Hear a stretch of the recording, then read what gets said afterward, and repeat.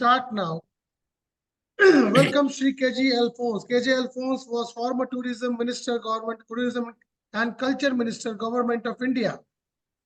Mr. Alphons is a 1978 batch IAS officer, 79 or 78, 79, right? 79. 79 batch IAS officer, and he is somebody credited with a lovely, stint as a tourism minister for 5 years with the Modi government. I also remember fondly, his association with the Kerala flood disasters, during which time he spent, quite a bit of time dedicatedly, in the war zone of Kerala during those flood times, and he was instrumental to make things restore to sanity. And also KJ Alphonse is a practicing Catholic. He says he's proud to be a practicing Catholic. At the same time, he has no regrets. He has no question marks or looming over his conscience with respect to supporting the formation of the Ram temple, the unveiling, the inauguration, the consecration of the Ram Lalla idol at Ayodhya on the 22nd of January. Something which is inextricably linked to the secular intent of the government over the last 10 years, which it has been in power in. And Mr. Modi, the Honorable Prime Minister, has also been criticized for ostracizing the minorities by not really criticizing the attacks on the minority communities and so on and so forth. I would request Alphonse that he would take us through his views on the final, after the Supreme Court's verdict, 3 years, Nripinder Mishra was given charge as the chairman of the committee. And here we are, 22nd of January. India is on global religious tourism map like never before. Hindutva or Hinduism or a way of life, as they say, is now, which is supported by 85% of Indians as the majority community who practice and believe in the, Sanatan Dharma or the Hinduism, and they believe in a way of life which this particular religion, so-called faith, patronizes. Now, from a minority perspective, because you belong to a Catholic, you're a practicing Catholic and a proud Catholic, your views on this entire, unveiling or unfolding of this entire scenario and way forward for us as Indians, including the 20% minorities, to take this as something which should be, inclusive and not something which should be used for division purposes. Mr. KJ Alphonse, sir, over to you. See, Amit, if you look at history, though I'm a student of economics, I love history. See, most of the problems of the world, atrocities of the world has originated from religious intolerance. The belief that my God is right, somebody else's God is wrong. My God is the only way to salvation and not anybody else's God. I think it is this belief which has led to most of the atrocities in the history of the world, to most of the killings. And I hate this attitude, to believe that my God is the only right God, every other God is a wrong God. So I'm a practicing Catholic. I'm a Syrian Christian. Let me tell you spend a couple of minutes on what Syrian Christian is. See, Kerala had trade with the rest of the world for thousands of years, long before Christ. Why? Because Kerala produced some of the best spices in the world. So we had a very booming global trade with the rest of the world. So in 52 AD, that is 2000 years back, one of the disciples of Christ, Saint Thomas, he came on the trade route to Kerala, and he converted 6 Brahmin families to Christianity. And that is the Syrian Christian Church. We have not converted, this Syrian Christian Church has not converted anybody in 2000 years. We don't allow conversion to the Syrian Church. And therefore, these 6 families over 2000 years has become 15% of Kerala's population. And the kings and the Hindu community has been extremely generous in accommodating the Christian community in Kerala. They gave them land for setting up churches, allowed them to have trade. So today, the Christian community is the most prosperous community in the whole in the state of Kerala. They own the largest amount of real estate. The biggest trade is controlled by the Christian community, education institutions, healthcare, charity. You mentioned everything. The Syrian Christian is a dominant force in Kerala. And this is thanks to the Hindu community, which allowed a small little community to flourish in Kerala itself. It's in that background. And my family, I'm a very deeply religious, come from a deeply religious family, but of course, my eldest brother-in-law is a Brahma Samaji. My second brother-in-law is a white German Protestant. My daughter-in-law, one daughter-in-law is a Tamil Brahmin. Another daughter-in-law is white American. So, in spite of being a very coming from a conservative Catholic family, we are, in the sense, very liberal in the sense of thinking that religion is a question of personal belief, and that personal belief, whatever it is, must be accepted as it is, and we must honor that. We have no right to impose our belief on somebody else, and we need to be tolerant. I think if there is a God, that God is one. You might call it by various names. So this is the attitude of my family, which is a very conservative Catholic family. My younger brother is a Catholic priest who's been in service for 30 years, doing fantastic job, but he's never converted anybody. So this has been our stand. So from that perspective, looking at the Ram temple, we are extremely happy that the Ram temple is going to be consecrated on the 22nd of this month. I tell you the basic arguments. Number one, 85% of India is Hindu. And therefore, if 85% of Indians believe that Ram was born here and he lived here, we need to accept that. I mean, a lot of left intellectuals would say, what is the historic proof? I mean, I ask a counter question. There are a lot of people who question the historical existence of Jesus Christ. But we believe Jesus Christ was real. And I believe in him. I admire him. The similar way, if 84% of people of India believe that Ram was born, Ram is real, that Ram was born here, and therefore he needs a temple dedicated to him. Who is anybody else within the Hindu community itself or outside to say, well, this belief is wrong? I think we just need to accept the belief of people.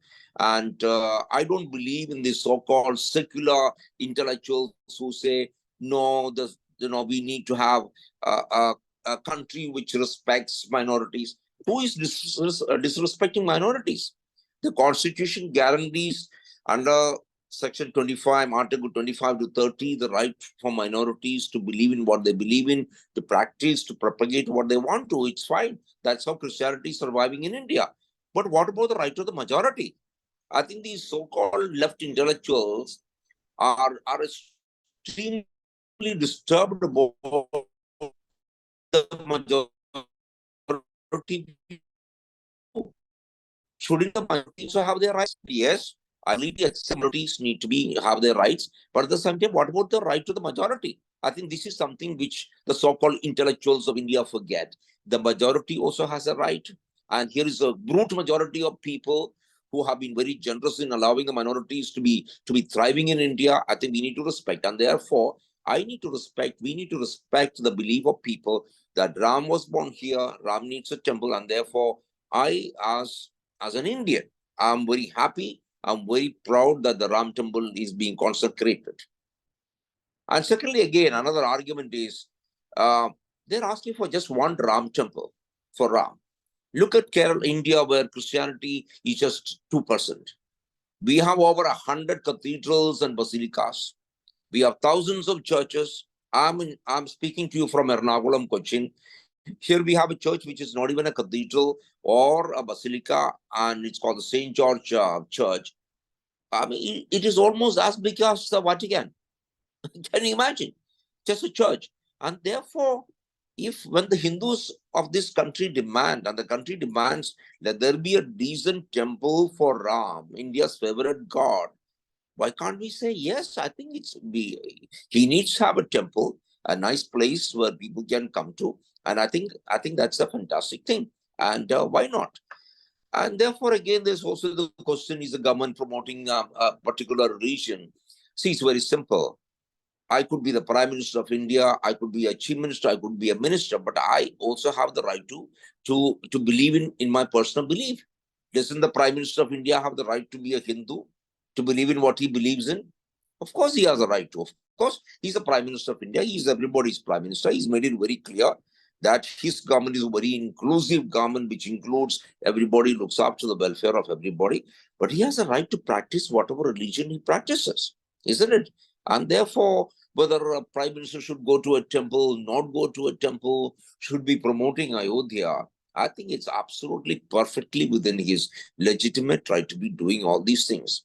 And secondly, you asked me regarding tourism. See, the global tourism has collapsed after the pandemic. Sir, tourism I'll come to just, a few interceptions. Okay. You see the criticism that or the issues which have flared up over the last few years, and as we move along and we move towards the the election territory, these are going to get more heated up as we proceed further. Now, the secular issue is basically a platform which is politically motivated, but the backdrop to this is the Ram temple had a litigation behind it based on the 1992 incident of the demolition of the Babri Masjid. And then we also have issues of the minority institutions, churches, the so-called churches and cathedrals and basilicas that you're mentioning being attacked, as well as attacks on the minorities.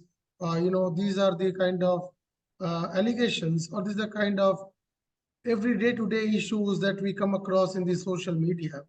And this is where the question marks are looming over the dispensation in terms of being skewed, in terms of being, tilted towards or partisan politics being played from a secular perspective, because even a condemnation or critical intent of the Prime Minister is something which is being questioned by the pariahs and the pharaohs of the minority community.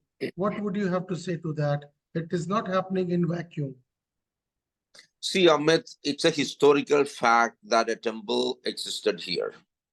The Supreme Court went into the entire evidence provided by the Archaeological Survey of India, dissected every evidence, and came to the conclusion that a temple existed here.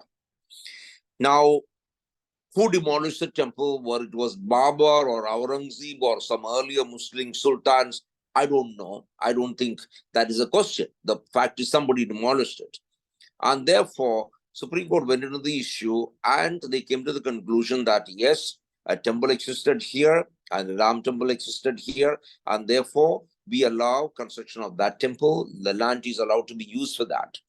I think that Supreme Court judgment needs to be accepted because it is the apex court of this country. It went into every evidence and they dissected it and came to the conclusion. And therefore, I don't think we need to debate this much longer whether Supreme Court was right or wrong. But they also came to the conclusion, yes, please allot land also for a mosque nearby so that a mosque also can come up. And therefore, I hope a beautiful mosque will be built and the government obviously would provide whatever support is necessary for that. And according to me, I think this is going to be a hugely historical event. Ram Temple here, a beautiful mosque there. I think this can be a fantastic bridge to unite the nation in a much better psychologically and emotionally. I think it's a fantastic thing that's going to happen there. And when we're talking about the initiation of Christianity, Saint Thomas coming to India and Kerala, and so on and so forth, the growth of religions worldwide, we don't really even Buddhism went to so many parts of the world. But from a Hinduism perspective or the Sanatan Dharma perspective, which is probably the oldest religion linked to nature, we don't really have many stories floating around, people going around, capturing landscapes to convert people to their religion. Neither we have stories floating around wherein probably in Jerusalem, any particular structure around Christ was demolished by some Hindu ruler who went from somewhere and you say established a temple of Ram or Krishna or somebody over there. So, I mean, what is this hullabaloo about this? I mean, historically, validated and technically validated and accepted and approved by the Supreme Court judgment. What is this hula balu all about? We really don't fail to understand. Yeah, Amit, you see, Hinduism thrived for thousands of years. Long before the Christian era began, Hinduism thrived. I mean, if you look at the entire South Asia, I mean, in fact, Asia as a whole, uh, most of that had practicing Hindu religion. I mean, thousands of years back. You go to Indonesia, you go to Malaysia, you go to Vietnam, you go to Cambodia. I mean, all these places we see extremely strong Hindu practicing community. In fact, there were Hindu kingdoms once upon a time. And therefore, Hinduism is nothing new. Some people keep asking, when was historically Ram born? When did he leave? Was it 2,000 years back or 4,000 years back or 20,000 years back? I don't know. I don't think historians will be able to pin it down to a particular century. I think that's irrelevant. It's not important at all. The question is, Ram was real. He lived here. And therefore, and people believe, and most of all, people believe that he was somebody real and he lived here. And therefore, I think that is more than enough. And of course, the existence of Hinduism thousands of years back, and that is historical. You go to all these countries I was talking about, and many more countries, and you see extremely strong roots of Hinduism and also of Buddhism a little later. And of course, then came the big revival of Hinduism with Shankaracharya from Kerala, Kaladi traveling all across India and reviving Hinduism. But Hinduism had very strong roots. The whole, I mean, thousands of years back, long before Christ. I mean, and therefore, I think we need to respect such a religion, which has been the core of belief of the largest democracy in the world. And therefore, I don't see any conflict between accepting the fact that the vast majority of the people of this country are Hindu, and for Indians, religion is very much the core of their existence. I mean, when I travel all across North India, I'm greeted Ram Ram, and I also reply back Ram Ram. It is not namaskar, namaste, good morning, good evening. No, it's Ram Ram. And I also respond Ram Ram. Why not? Because the second part of this issue is the condemnation lacking from the Prime Minister, because on 25th December, when he threw a Christmas lunch, he was criticized. The Christians who attended were also criticized by their community people, the stakeholders of the community, for supporting the invitation of the Prime Minister. So this is something which is getting into the nucleus of this kind of an issue. What would you, because you are one of the leaders of this community, what would your take on this be? say Prime Minister Modi is the Prime Minister of the country. He is the Prime Minister of every community and every citizen. It's very, very clear. And it was very, very nice of the Honorable Prime Minister to have invited Christian leaders for a Christian lunch, for a lunch at the Prime Minister's residence on the Christmas day. I think it's a fantastic tradition which he started. I mean, I hope this continues. See, there will always be criticism from those people who got left out. I mean, after all, only 50, 60, 70 people were there. And of course, lots of people were left out. I mean, you can't call the entire Christian community of a few million people to the Prime Minister's house. That's not physically feasible. Basically, it's a photo op kind of an allegation. That it's basically a photo op opportunity wherein some people with vested interest from the community were picked up. And that is what the kind of allegation is, because you see, they say the community people, the stakeholders, the pariahs are saying, the paraos are saying that, see, basically, it's a eyewash, it's a history. These are all, kind of theatrics and histrionics being, engaged in by the leader. Because had he been serious and had he been inclusive in mindset, he would have probably taken more action against the kind of atrocities being allegedly, these minorities are facing in this country. See, Ahmed, India is an extremely large country of 1.4 billion people. That's lots of people. Therefore, there is bound to be some problems here and there, isn't it? Don't Hindus get bashed up? It doesn't become a news. But when a person from a minority community gets bashed up for some reason, for some quarrel, which has nothing to do with the religion, it becomes headlines. And there are these people who are obsessed with opposition to the BJP and the RSS. Anything that happens, they try to politicize. I think that's completely unfair. I agree there are incidents, isolated incidents happening across the country, not only against Christians, not only against Muslims, but against Hindus as well. And if you look at the number of atrocities happening against Hindus, it's possibly much more than the atrocities happening against Muslims or Christians. But these don't make news because only a minority news make big headlines. I don't accept this fact. The Prime Minister has been very, very clear that I am the Prime Minister of everybody. And I want an all-inclusive administration, all-inclusive governance. I will do everything to make life comfortable and meaningful and give dignity to people from all religions. He's been very, very clear on this. And therefore, if some disgruntled elements from the community put out the news, I don't think that needs to be taken seriously at all. I can actually name a couple of people who are based in Delhi, whom I know, whose only profession is this, Modi bashing, BJP bashing. And they are on television every day. Yeah, I mean, it's mainly two people. I don't want to name them because why make them famous by doing that? I think these are people who are so disgruntled.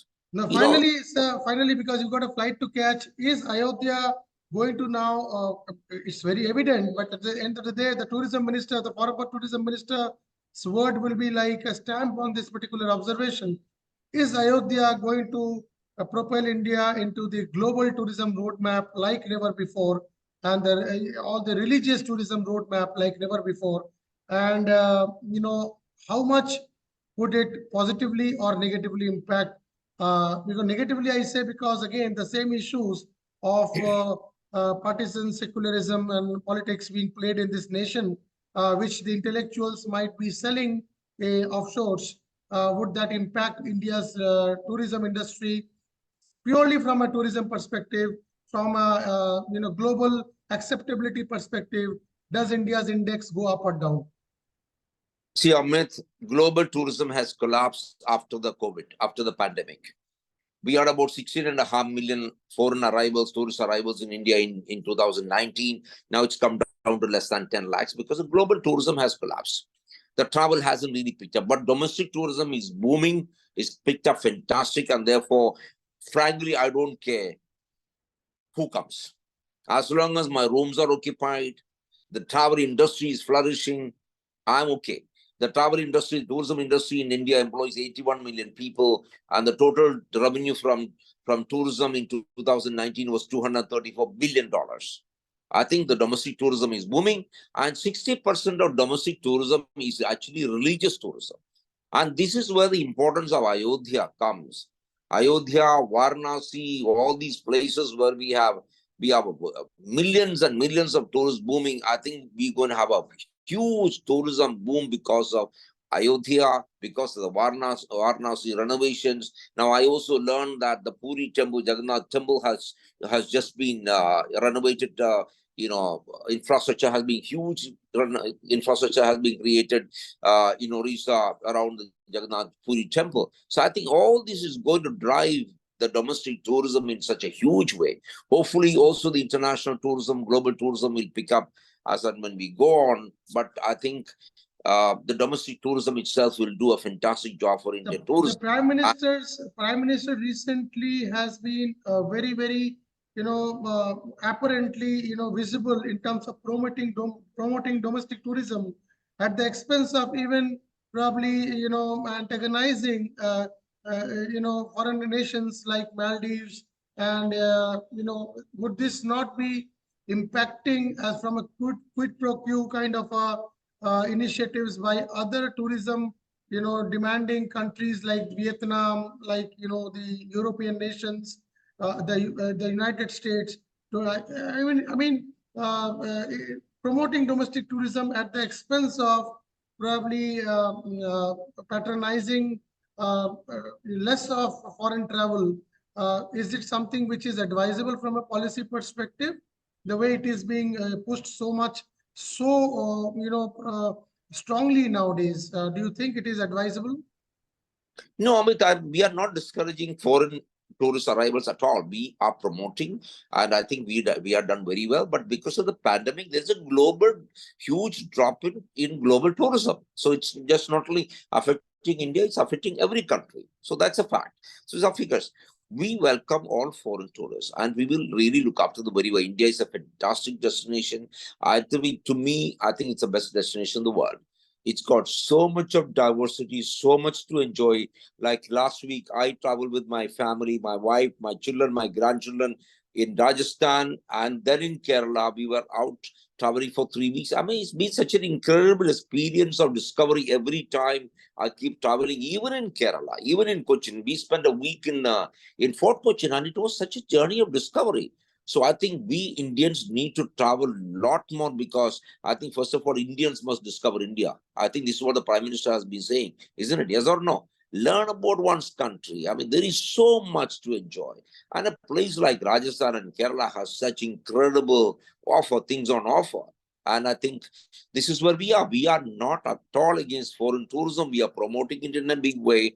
But because of the impact of the COVID, it's come down. But it's been made up more than made up by the domestic tourism boom, which is, and therefore, the huge infrastructure we are creating against around religious places, because most of domestic tourism is actually religious tourism, at least 60% of that. So I think construction of the Ram temple and also similar infrastructure being created around religious places, I think that's the right way to go about it.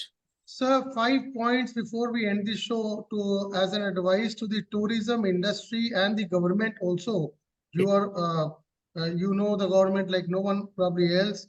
To ensure that, you know, the real moolah which goes out of the country. The question was not about the foreign tourist arrivals. The question was about the destination weddings and the foreign travels being engaged by the affluent, ever so increasing population of rich Indians, which spend their major spending, spend on account of foreign travels instead of domestic tourism. Because at the same time, we have religious tourism, but doesn't.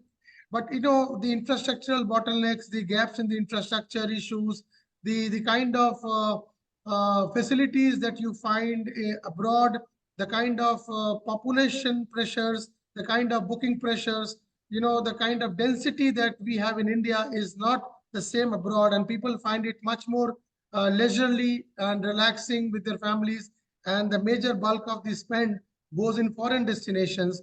What are the 5 points of advice, 5 points of advice for the tourism industry to ensure that people, you know, keep their money in India instead of, you know, spending abroad, and start spending more on the ever so growing wonderful Indian tourism landscape? I think, Amit, the number one, I think I would urge Indians to discover India. Fine, going to Dubai. What do you do in a Dubai, in Dubai hotel? You stay in a hotel, go to a mall shopping. I mean, I'm not trying to run down Dubai. Dubai is a great place, but frankly, what's there? European countries, of course, there's a whole lot of heritage buildings and all that. India has so much more. Discover India. Indians discover India. You come to Rajasthan, I'll tell you the incredible kind of stuff that's there. You come to Kerala, I can tell you can spend a month in Kerala every day learning so much and getting a much better experience than what you get abroad for a fraction of the cost, and quality stuff. Number two, Indians, be courteous, be kind, be nice, smile a lot. We Indians are very reluctant to smile. Why? What prevents us from saying hello to everybody? A big smile on the street. What prevents us? That is what draws tourism. Number three, our tourism industry needs to become more professional. We need absolutely quality service. You go to some huge hotel, you find third-rate service. You go to some small little place, you find fantastic service. So it's not in the size of the building or even the facilities, the luxury which is created around the thing. It is the kind of service which you provide. Even a small little a cottage can provide global service, because if it is in you. So I think the tourism industry needs to be more professional, much more professional in terms of developing. Number four, I think the culinary habits. I don't understand why there should be, I mean, you should be really be trying to promote Domino's pizzas in Kerala or in Rajasthan. We have so much of culinary traditions in all the states of India, not only in Kerala or Rajasthan, in other states as well. So when tourists go there, I mean, Delhi coming to Kerala, don't ask for chole bhature. Come on, Kerala has such incredible, 100 dishes which I can promise you are incredible. I'm not saying chole bhature is bad. Chole bhature is fantastic. I also eat them. But wherever you go, please don't ask for your food which you eat every day. Experiment with the food of the local area. I think so. These are some of the things. And of course, infrastructure at large needs to be upgraded. Take, for example, the Buddhist circuit. This is one thing on which I was trying to work very hard. I was a minister. The infrastructure around the Buddhist circuit is not adequate. I mean, Modi government has done quite a bit, put in quite a bit of money, but we need to do so much more because according to me, just the Buddhist circuit alone can bring in 10 million tourists. The high-end, high-paying tourists, we can get 10 million of them into the Buddhist circuit. But we need to spend a lot of attention to that and spend money on building the kind of infrastructure which would support that kind of numbers. So India has a fantastic future, and this government is created amazing infrastructure. Look at the airports. Look at the kind of trains which we have started. Look at the seaports. I think in every way, in 10 years, we have set up global infrastructure in India. I mean, the airports in India, some of them are better than the best airports anywhere in the world. Take Delhi, take Mumbai, take Bangalore, Hyderabad. I mean, 4 of these airports are better than the London Heathrow or JFK or any other airport in the world. I think these are fantastic. And the kind of train services, which are the new trains which we are manufactured locally in India, I mean, they are incredible. I took my whole family in this Vande Bharat. They said, wow, this kind of train doesn't exist anywhere in the world. So that's the kind of thing that's happening in India. India is a place. Enjoy India, visit India, learn more about India, then we will love India much more. Finally, a couple of words for the top hotel chains like the IHCL and the ITC, because sustainability is a major concern now. Development at the cost of sustainability, because they are the leaders in the country. What would your suggestions be so that the people down the line can start towing the line, which is probably set up as precedent by these leaders of the tourism industry and are jewels in our tourism crown? See, I think it's very, very simple. Indian tourism industry is amazing. The kind of hospitality which we get in some of these hotels in India, you don't get anywhere in the world. I remember when I was in one of the Hilton Hotel in Chicago, 3,000 rooms. I was staying in the presidential suite because as a minister, that's what I was allotted by the mission. And after 2 days, I found there was no water. I rang up the reception to say, can I have some drinking water? They said, no, come and collect it from the reception. And look at the hospitality industry in India. So many of our hotel chains, hospitality chains have such amazing hospitality. I mean, they are better than anything in the world. But I think we just need to be sustainable. I mean, we just need to protect and preserve nature, be one with the environment. I think many of our hospitality industry is already doing it, but we need to do it in a much bigger way. So it is a wonderful interaction as always, right from the secular aspects to the religious tourism to Ayodhya. We've discussed so many issues and linked up so many issues, but unfortunately we don't have time left for the economic aspect of it or the sustainable tourism aspect of it. Probably in June, if we catch up again and you land up again at Transport Bhavan, then probably we'll have a better discussion around the subject. Thank you so much. So much for your good wishes. Thank you. Thank you.